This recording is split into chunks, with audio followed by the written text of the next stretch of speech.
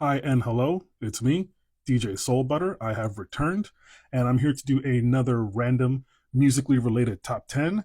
And this time I'll be doing my personal top 10 side projects. And just to give a little background, I saw a little discussion on Twitter about musically related side projects, and someone mentioned Mars Volta.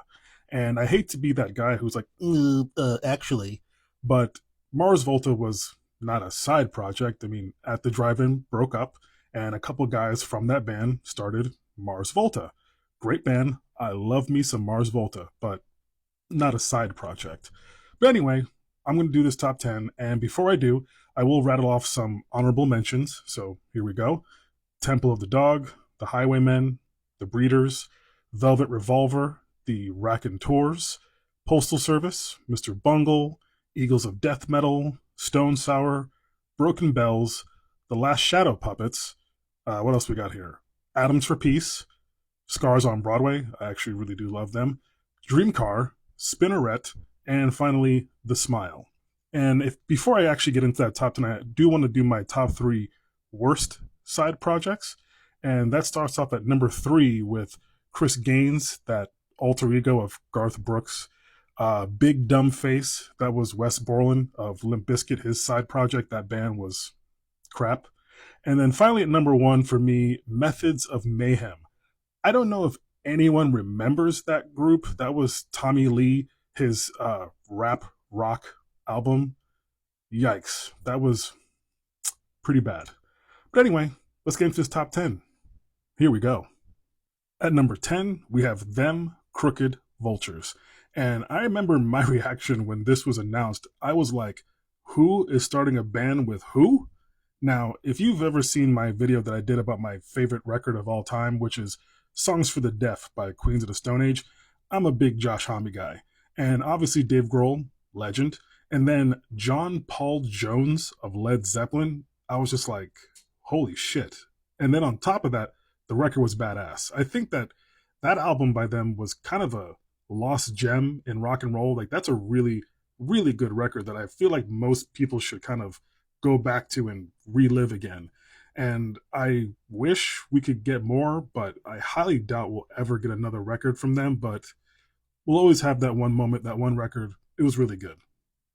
At number 9, Black Star, the collaboration between Talib Kweli and Mos Def, a match made in heaven between two MCs that pretty much feel like they were made to make a record together. And their first record, which is one of my top 10 favorite hip hop records of all time. And then they did finally release a follow-up last year, which I will admit was a bit disappointing. It didn't feel as cared for and crafted as much as their previous record, but you can't deny the power of that first album. It's just so amazing. And yeah, this was incredible. At number 8, The Dead Weather. And I will say something that maybe might be a hot take or a lot would disagree with, but out of all the many, many side projects of Jack White, this one is my favorite. I personally think The Dead Weather is better than the Raconteurs, and Alison Mosshart is just an incredible frontwoman.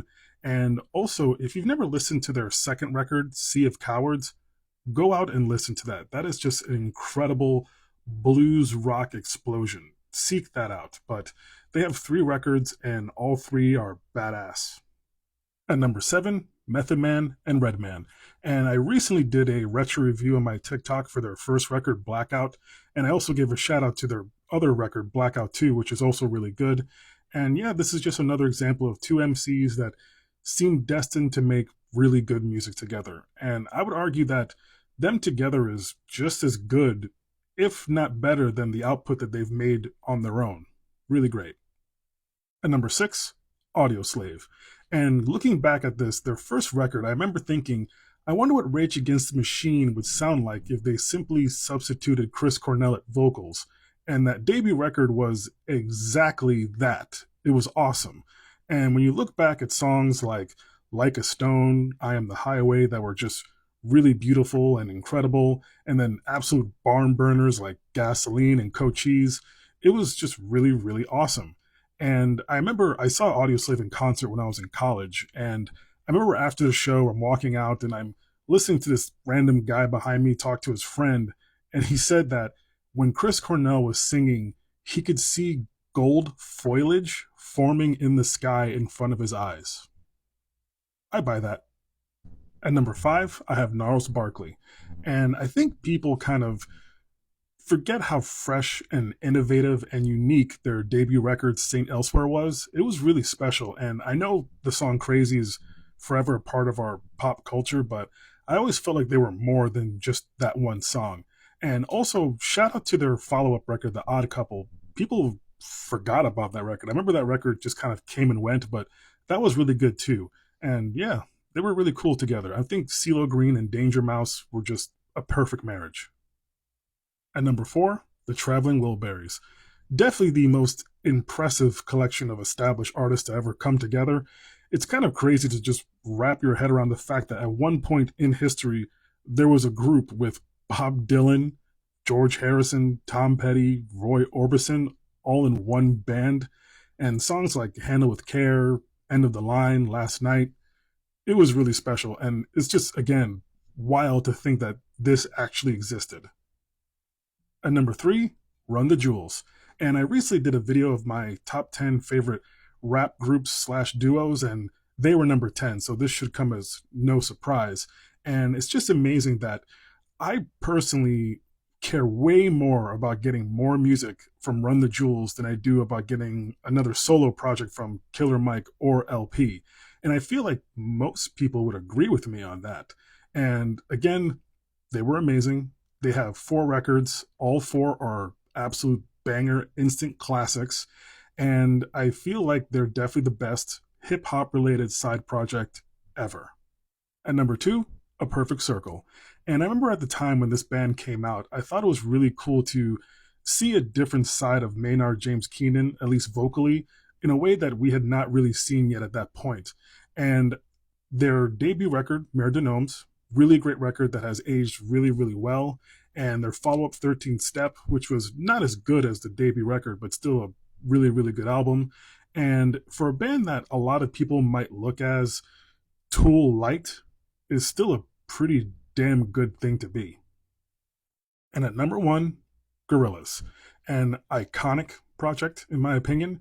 And when you look at an artist like Damon Albarn, I feel like most people would say that they care more about the output of Gorillaz as opposed to a band like Blur.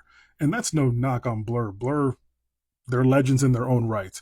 But when you look at a project like this that started out as a experimental virtual band and then evolves over the years as a group that packs arenas all over the world, they will be on the main stages of Coachella to Glastonbury.